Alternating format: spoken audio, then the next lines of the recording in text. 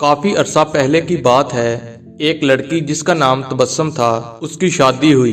वो ससुराल में अपने शौहर और सास के साथ रहती थी। बहुत कम वक्त में ही तबस्सुम को ये अंदाजा हो चुका था कि वो अपनी सास के साथ नहीं रह सकती। इन दोनों की शख्सियत बिल्कुल मुख्तलिफ थी और तबस्सुम अपनी सास की बहुत सारी आदतों से परेशान थी। उसकी सास हर वक्त तबस्सुम पर तंज करती रहती थी, जो उसे बहुत नागवार गुजरता था। आहिस्ता आहिस्ता दिन और फिर हफ्ते बीत गए, लेकिन तबस्सुम और उसकी सास की तकरार खत्म ना हुई। इन तमाम नाअतफाकियों ने घर का माहौल बहुत खराब कर दिया था, जिसकी वजह से तबस्सुम का शौहर बहुत परेशान रहता था। आखिरकार तबस्सुम ने यह फैसला किया कि वो अपनी सास का बुरा रवैया और बर्दाश्त नहीं करेगी और वो अब जरूर कुछ ना कुछ करेगी। तबस्सुम अपने पापा के एक बहुत अच्छे दोस्त अहमद अंकल के पास गई, जो जड़ी बूटियां बेचते थे। तबस्सुम ने उन्हें सारी कहानी बताई और उनसे कहा कि वो उसको थोड़ा सा जहर दे दें ताकि हमेशा के लिए ये मसला खत्म हो जाए। अहमद अंकल ने थोड़ी देर के लिए कुछ सोचा और कहा कि तबस्सुम, मैं इस मसले को हल करने में तुम्हारी मदद करूंगा, लेकिन तुम्हें वैसा ही करना होगा जैसा मैं तुम्हें कहूंगा। तबस्सुम राजी हो गई। अहमद अंकल एक कमरे में गए और थोड़ी देर बाद अपने हाथ में कुछ जड़ी बूटियां लेकर लौटे।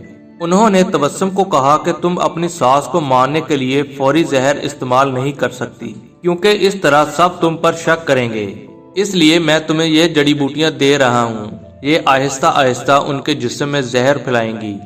हर रोज तुम कुछ अच्छा पकाना और फिर उन्हें खाना देते वक्त इसमें ये जड़ी बूटी डाल देना। और हाँ, अगर तुम चाहती हो कि कोई तुम पर शक ना करे कि तुमने उन्हें मारा है, तो तुम्हें ये ख्याल रखना होगा कि तुम्हारा रवैया उनके साथ बहुत दोस्ताना हो। उनसे लड़ाई मत करना, हर बात मानना और उनके साथ एक मलका की तरह बर्ताव करना। तबस्सुम ये सब सुनकर बहुत खुश हुई। उसने अहमद अंकल का शुक्रिया अदा किया और जल्दी से घर चली गई, क्योंकि अब उसे अपनी सास को मारने का काम शुरू करना था। हफ्ते गुजर गए और फिर महीने। तबस्सुम रोज कुछ अच्छा पकाकर अपनी सास को खास तौर पर पेश करती थी।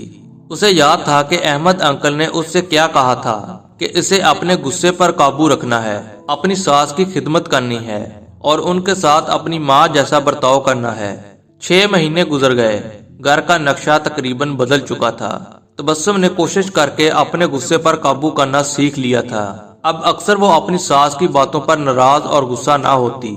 6 माह में एक बार भी उसका अपनी सास के साथ झगड़ा नहीं हुआ था और अब उसे वो बहुत अच्छी लगने लगी थी और उनके साथ रहना भी आसान लगने लगा था। उसकी सास का रवैया भी उसके साथ बहुत बदल गया था और वो भी तबस्सुम को अपनी बेटियों की तरह प्यार करने लगी थी। वो अपने सब दोस्तों के दरमियान तबस्सुम की तारीफें करती थी।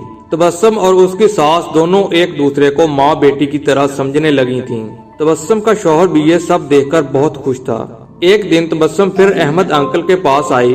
तबस्सुम ने कहा कि आप मुझे तरीका बताएं कि कैसे मैं अपनी सास को उस जहर से बचाऊं जो मैंने उन्हें दिया है। वो बहुत बदल गई हैं, मैं उनसे बहुत प्यार करती हूँ और मैं नहीं चाहती कि वो इस जहर की वजह से मर जाएं जो मैंने उन्हें दिया है। अहमद अंकल मुस्कुराए और कहने लगे कि तुम्हें डरने की जरूरत नहीं। मैंने तुम्हें जहर नहीं दिया था, बल्कि जो जड़ी बूटियां मैंने तुम्हें दी थी वो विटामिन की थी, ताकि उनकी सेहत बेहतर हो जाए। जहर सिर्फ तुम्हारे दिमाग में और तुम्हारे रवैये में था, लेकिन वो सब तुमने अपने प्यार से खत्म कर दिया। याद रखिए, हमारा रवैया, हमारे अल्फाज और हमारा लहजा ये फैसला करता है कि दूसरे हमारे साथ क्या रवैया अपनाते हैं। वीडियो अच्छी लगी है तो इस वीडियो को लाइक करके अपने दोस्तों के साथ शेयर कर दें और चैनल को भी सब्सक्राइब कर लें। अपना ख्याल रखिएगा। अल्लाह हाफिज।